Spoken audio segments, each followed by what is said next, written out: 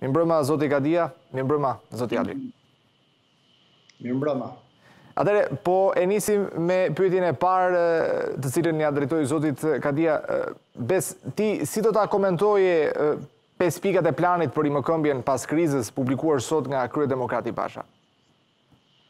Ato janë, si thua, një listë që çfarë do ishte mirë të bëhet. Padyshim që në çdo lloj rasti, sa herë që shteti do të jepte para direkte për bizneset, në pikpamje të parë duket si diçka shumë e mirë dhe të bëhet sa më shpejt. Unë mendoj që jemi në një fazë e cila hymë në fushat elektorale dhe do të patur me pak kujdes duhet parë dhe analizuar të gjithë premtimet, si të opozitës ashtu dhe të qeverisë. Paketa, kjo nuk është paketë e cila është e bëshme, pra unë mendoj që është pak e vështirë në këtë kohë dhe konfuzioni që të krijohet për shkak të fushatës elektorale do bëjë që të harrohet debati për ekonominë. Unë mendoj që kjo është më e thellë se sa pagesat 1.000 euro për bizneset apo për ata njerëz të mbetur pa punë, siç janë në vendet e pasura. Fakt është që të ardhurat buxhetin e shtetit këto muaj kanë rënë jashtëzakonisht shumë, sfidë e madhe mbetet borxhi publik dhe duhet parë një stimul më tepër për bizneset e mëdha gjeneruese dhe për të çliruar tregjet e tjera të mbetura të pahapura dhe pa liberalizuara, sesa në formën e subvencionit në mënyrë konstante nga ana e shtetit për bizneset dhe për ekonominë. Pra kjo është një masë e përkohshme, por nuk është adresim problematika afatgjatë. Biznesi i vogël do mbetet biznesi i vogël. Mund ta kaloj përkohësisht problemi i likuiditetit, por afatgjatë nuk është se zgjidh gjë. E qartë. Ndërka, zoti Axhi, ju si ishini këto pika? Ju duken të realizueshme ato? Absolutisht që jo. Po ta shohësh planin e masave nga fillimi në fund, siç kanë bërë për llogaritjet edhe ekspertët e PD-s, shkon një kosto buxhetore rreth 38 miliard. Kësaj kostoje buxhetore në prezantim harruan që t'i shtonin edhe mungesën në të ardhura që do vi nga taksa e shesht e propozuar prej 9%, që pak a shumë shkon dhe ajo një 14 miliard, pra kemi të bëjmë me një impakt buxhetor rreth 52 miliard në vijat trasha, pa i hyrë detajeve apo sa e saktë është kjo shifër, po 52 miliard janë rreth 16% e të ardhurave vjetore që realizohen, që në konkluzion përkthehet në pamundësinë e buxhetit shtetit për të përballuar një paketë të tillë. Unë do thoja që jemi në një garë drejt dyshemes, kush ofron më shumë lehtësi, më shumë para,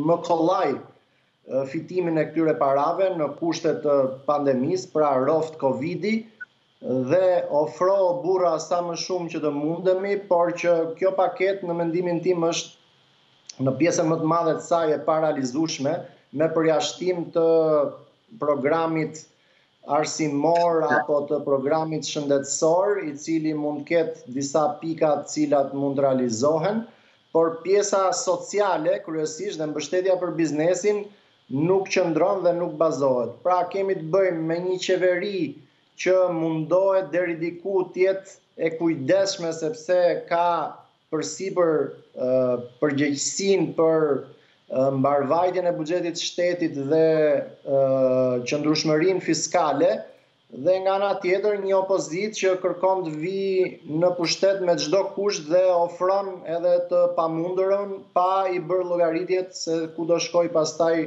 nëse do ta marri këtë mandat qeverisësh me stabilitetin fiskal.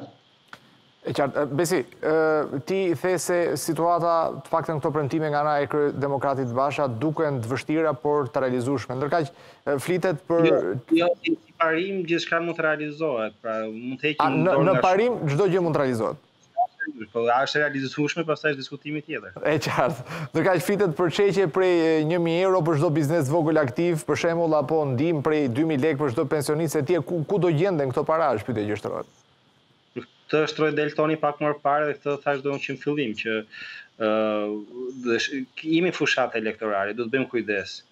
Dhe në këtë periudhë kohe, thesi i premtimeve mund të bëhet shumë i madh dhe babagjyshi vitit të ri në të paktën në vendet post-komuniste si Shqipëria ka ardhur gjithmonë me premtime të mëdha. Ku do gjenden parat? Patjetër që nuk ka para. Pra, duke qenë se jemi në krizë ekonomike, duke qenë se jemi në recension, ne do të kishim dhënë vetëm para në periudhën afatshkurtër, pra në ato 2 muaj që ishim në periudhën e vështirësisë likuiditetit për bizneset. Mund shtoj 1 muaj, 2 muaj, por nuk kemi shtet i pasur që mund ta mbajmë 6 muaj apo 7 muaj nga që ndodhi pandemia. Ndoshta do dhe aty ku tha Altoni pak më para rroft pandemia mund të përdoret si argument. Pra për atë mund të përdorim një listë dëshiras dhe pagesa për çdo biznesi sepse ka ndodhur pandemia. Jo, ka logjik, ka një kufi gjithçka. Neve masa do të kishim marrë më herët, ndoshta më shumë, po tani jemi në tetor, po hymë në tetor. Pra kemi hyrë në një fazë ku biznesi ata që kanë dështuar, ata që janë në treg, janë në treg, pra nuk janë të gjithë njësoj. Për këtë arsye nuk mendoj që është politikë dhe e mësojmë biznesin në një farë mënyrë që shteti do jetë aty gjithmonë për juve, çdo që ndodhi dhe kështu me radhë. Këte premtojnë heqje taksës për biznesin i vogël, pastaj jepën dhe lek, po neve që çdo qytetar tjetër themi që është punonjës i thjesht, nuk merr asgjë ose është arkitekt i pavarur, nuk merr gjë, nuk është biznes. Pra, hym në ca lloj diskutimesh padrejtësish të menaxhimit të ekonomisë dhe incentiveve, mendoj që nuk është e duhur të mësojmë publikun që shteti do jetë atje për dëm para gjatë gjithë kohës. E qartë. Ndërkaq, nga ana tjetër kemi edhe kryeministrin e vendit, zotin Rama, i cili premton pagë minimale prej 30.000 lekë, tashmë në prag të nisjes motorave të fushatës për mandatin e tij tret. A duhet kompensuar biznesi nga ana tjetër për këtë dhe a janë kohë se në fakt kjo mas do të rëndojë ndaj tij? Zoti Axhi, një koment lidhur me këtë? Tani kjo si ndryshim ligjor dhe zbatim është një rekomandim që ne kemi diskutuar vite më parë edhe me FMN-n dhe është një nga rekomandimet që niveli i përjashtimit nga tatimi mbi të ardhurat personale të unifikohet me pagën minimale. Nga ana tjetër diskutohet që do ketë një kosto edhe për biznesin, pasi është një rritje 4.000 lek nga paga aktuale minimale, pavarësisht se sa do materializohet kjo rritje në realitet, pasi shumë operatorë ekonomik përdorin edhe indikator në lidhje me dhënien e pagës minimale, pra kur nuk realizon normën, nuk e merr as atë pagë minimale, ka shumë fason që e përdorin këtë metodë. Pra, biznesi do ketë një kosto në lidhje me këtë. Nga ana tjetër, qytetarët do përfitojnë. Pra, gjithë ata që janë në nivelin e pagës minimale, mos gaboj janë rreth 190.000 të punësuar që rezultojnë në nivelin e pagës minimale, do jenë përfitues nga kjo iniciativë e qeverisë.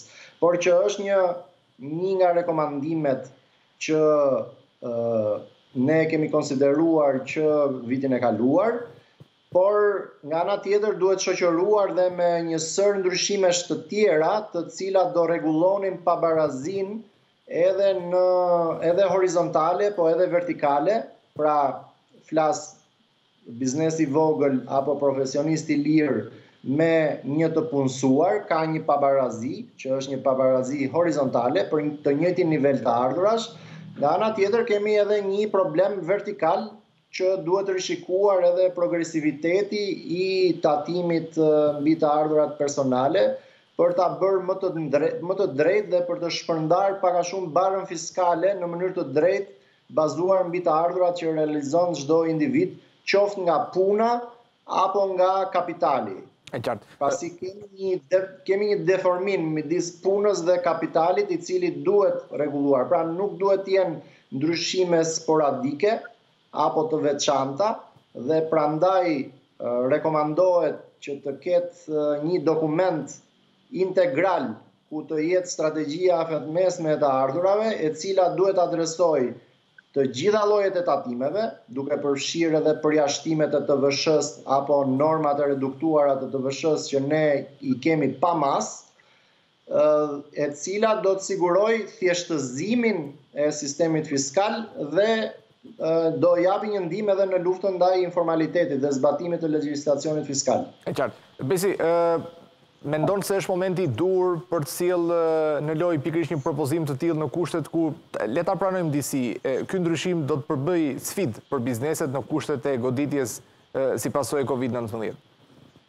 Po, e the dhe përgjigjen brenda, pra logjika është e thjeshtë. Në kohë krize, ku biznesi ka vështirësi në pagim të taksash apo ka për pak të ardhura, apo ka rritje të kostos së prodhimit për arsye të tjera të çmimit të energjisë elektrike dhe kështu me radhë, I shtohet një kosto shtesë, e cila është kosto e kapitalit njerëzor, krahut të punës. Unë mendoj që kjo është një politikë e gabuar në kohë krize, pra duke sikur ndihmon ata punonjësit që janë të pakualifikuar dhe me paga të ulta, por teoria dhe shumë shtete të tjera kanë treguar që paga minimale për këto shtresa zakonisht është bën më shumë dëm se sa përmirëson. Do të thënë diçka që harrohet në Shqipëri që 300.000 lekë të vjetra në muaj nuk është njësoj në vlerë si në Tiranë, ashtu dhe në Durrës, në Kukës, në Shkodër, në Korçë. E vërtet në fakt. Pa 300.000 lekë në Kukës është barazvleshme ndoshta me 600.000 lekë në Tiranë, pra në fuqi blerëse. Dhe nuk mund të imponohet biznesit, ndërkohë që ne do të mendojmë për politika rajonale, në kuptimin që kemi Tiranën e pasur dhe kemi Shqipërinë e varfër, zonat e tjera jashtë Tiranës. Nuk mund të imponosh të njëjtin standard kudo, pra është një mënyrë të menduar për mua gabim. Përveç kësaj, ne do të kemi edhe politika të tjera, lehtësime apo zona të lira ekonomike në një farë mënyre ose lehtësira të tjera dhe stimuj për të çuar investime drejt zonave të varfra. Jo duke bërë politika të këtij karakteri që janë të gjitha kosto për biznesin, shteti mund ta çojë edhe 400.000 lekë rrogën minimale. Por nuk përkthehet në punë më të madhe për biznesin, pra është thjesht kosto më shumë për atë. Ndaj nuk sugjeroj, unë mendoj që të paktën realiteti shqiptar nuk sugjeroj që ka nevojë për pagë minimale. I vetmi përfitues këtu dhe këtu do këmbgul, I vetmi përfitues është shteti, I cili do marrë më shumë para në formën e sigurimeve shëndetësore dhe shoqërore nga rritja e referencës se ku është paga minimale. Por punonjësit zakonisht në Shqipëri, në këtë fasha, do marrin në mënyrë formale një sasi dhe do kthejnë parat tjera në formën informale. Kështu do të patur parasysh që ky është realiteti I Shqipërisë dhe është një pagë arbitrare që do dëmtojë më shumë të varfrit, mendoj unë. E qartë. Zoti Kadia, faleminderit shumë zoti Haxhi, faleminderit. Jam I sigurt që do kemi mundësi tjera për të diskutuar lidhur me ekonominë e cila duket se është rikthyer në temën e ditës në prag fushat elektorale. Faleminderit edhe një herë. Përkohësisht është rikthyer, po.